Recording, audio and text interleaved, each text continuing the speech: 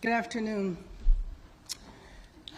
Today, I was on my way to the press conference with the governor talking about the 6-month anniversary of the fires of the natural disaster, the worst in California's recent history, and to report on the progress. While I was on the way, though, I got alerted that there was an ICE operation, military intervention, who knows, at MacArthur Park. I turned around, we went to the park. I could see a helicopter in the air. I think it was a Black Hawk helicopter. And I saw military tanks. It was the Custom and Border Patrol, and it might have been military on the periphery. To me, this is another example of the administration ratcheting up chaos by deploying what looked like a military operation in an American city. So I went to MacArthur Park because it is very important that the truth be told about what happened there. Now, you can spin it any way you like, but in my opinion, it's a political agenda of provoking fear and terror.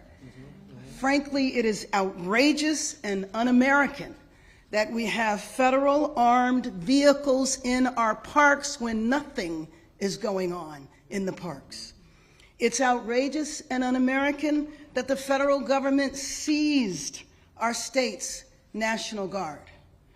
It's outrageous and un-American that we have U.S. Marines who are trained to kill foreign soldiers overseas deployed in our American city. So here's the truth.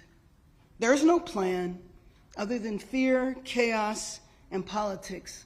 Home Depot one day, a car wash the next, armed vehicles and what looked like mounted military units in a park the next day.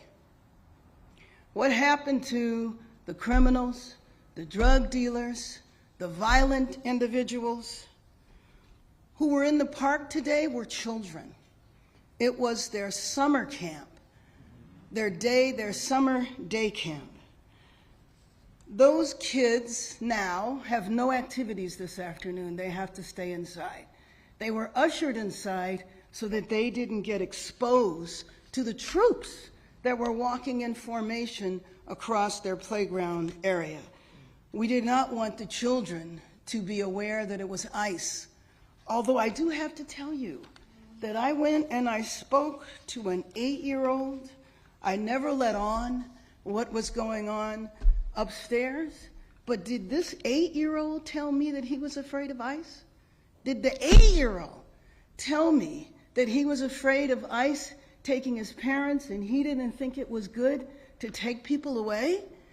So understand that that 8-year-old knows enough of what's going on that he's already traumatized in anticipation. And I don't know if he had a sixth sense or not to know that they were upstairs. But I think it's pretty dramatic that a child said to me that he was fearful of ICE. So what I saw in the park today looked like a city under siege, under armed occupation. And I have to tell you, spending many years traveling into conflict areas, you know, it's the way a city looks before a coup. The administration is continuing what I have framed as an all-out assault, a military assault on our city, Custom and Border Patrol randomly driving through the streets, snatching people. That is when they're identified. It's Custom and Border Patrol, but we know sometimes they're not identified, so we don't know who they are. Well, I just think it's important that we continue to tell the truth to the American people. There was no protest. There was no disorder that required that. MacArthur Park, we've been working on, the mayor's office and the councilwoman here, Councilwoman Hernandez, have been working on to improve conditions in that park for the last couple of years. And I just want to say, do we have the ability to show this? Because I did want, the world needs to see the troop formation on horses walking through the park in search of what? In search of what? They are walking through the area where the children play. The children had to be ushered off. What you see is them in a skirmish line with the horses walking through. I do not believe that anyone was detained. Maybe they were. But then again, I don't think the goal is to detain. I think the goal is to spread fear. I think that's what it is. It's to terrorize Angelenos. It's to say to immigrants that are in our city of immigrants that they need to stay home. They shouldn't go to work. They shouldn't go to school because we're coming after you. Let me just acknowledge the organizations behind me. SALAF, the Salvadorian American Leadership and Educational Fund, CHIRLA, Carescen, Clinica Romero, SEIU USWW, SEIU 721, St. John's Clinic. By the way, the St. John's Clinic was attempting to provide medical care to people in the park. They had to shut down because of the troops.